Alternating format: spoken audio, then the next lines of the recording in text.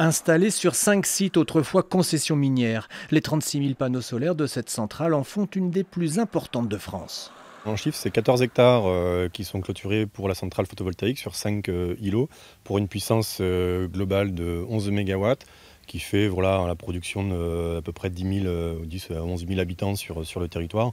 Donc les jours où il fait du soleil, sur une année au global, on produira 14 millions de kilowattheures, donc qui seront consommés localement. Car c'est tout l'intérêt de cette énergie verte. Partant du principe que l'électricité prend toujours le plus court chemin, cette production locale sera en grande partie consommée par les habitants du Carmozin.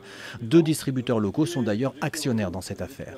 C'est important puisqu'on continue à fabriquer de l'énergie qui pourra être produite sur place via des habitations, via d'autres champs photovoltaïques, ce qui nous permettra bien sûr d'avoir un territoire à énergie positive. Aujourd'hui, l'essentiel c'est de pouvoir aussi la stocker dans l'avenir pour que bien sûr elle puisse être consommée à d'autres moments que le moment où il y a le soleil. À Blaye-les-Mines, la boucle est donc bouclée. Après des années de production énergétique liée au charbon, ces terrains trouvent avec ce projet une seconde vie. C'était des friches industrielles et c'est vraiment une très bonne nouvelle qu'ils soient maintenant aujourd'hui consacrés à la production de courant. On est passé de l'ère du charbon à l'ère du soleil.